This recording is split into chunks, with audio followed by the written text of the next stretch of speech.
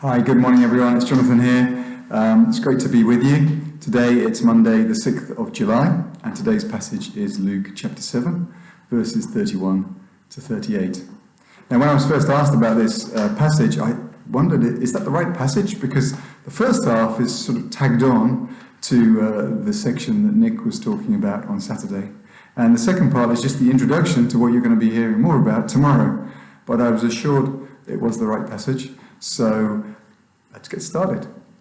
So as we know from what Nick shared on Saturday, Jesus was talking about these two groups of people, the humble and the proud. And as Nick said, he was encouraging us to have an attitude of humility.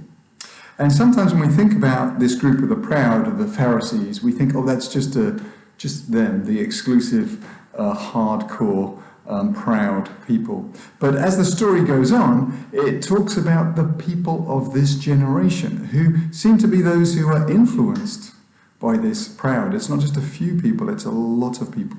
And it talks about how they reacted first to John the Baptist and second to Jesus. And when they think about John the Baptist, they thought about him as austere, strict, to be honest, a little bit strange. I mean, how many of you eat locusts for breakfast? And some people thought he was so strange that he even said they thought he might have a demon. So that wasn't really very positive.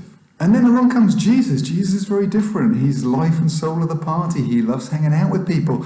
And they say he's a glutton, a drunkard. He's a friend of tax collectors and sinners. And of course, the ironic thing is, of course, he wasn't a glutton and a drunkard. He was sinless. But he was a friend of tax collectors and sinners. Now, when we think about the people of that generation, we can also think about the people of this generation. And just to think about how they think, we can think about this glass. Of course, you can see it as either half full or half empty. And these are people who generally see it as half empty. And so as people look at the church today, sometimes, like with John, they think of the church as a bunch of killjoys. They're people who want to make us miserable, tell us what we can't do. Others may look at the church and say, well, they're just people who go there and they worship and they're happy, but they don't care about the real problems in the world. But of course, for us, as believers, we are called to be people who see this glass as half full. The reality is there are real issues in the world today. Over the last few weeks we've been thinking about Black Lives Matters. Of course there's the coronavirus epidemic.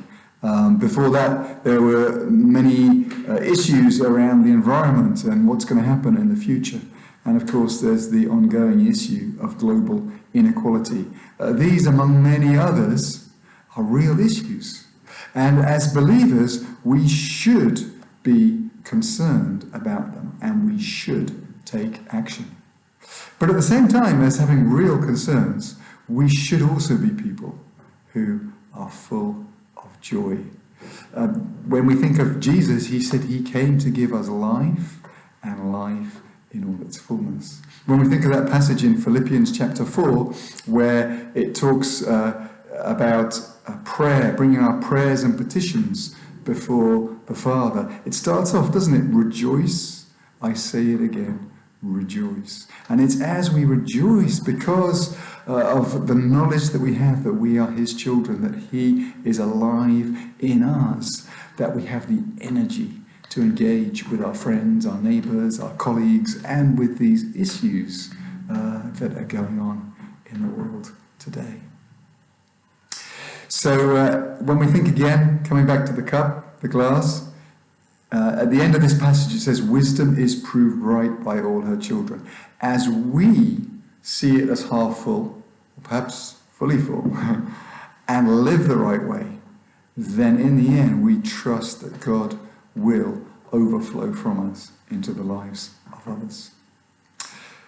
So let's just move on briefly to the second part of the passage.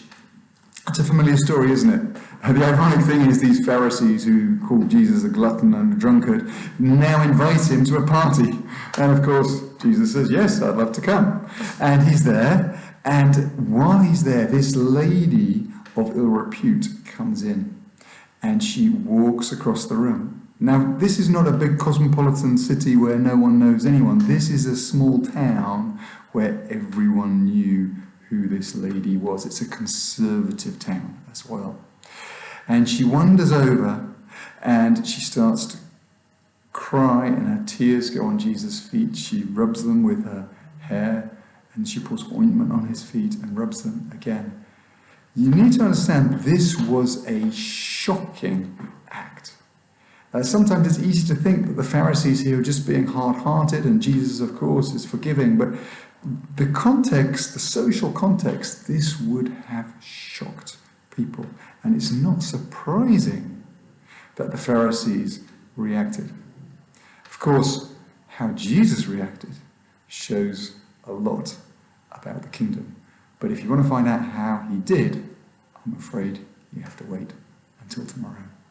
Thank you. Have a great day.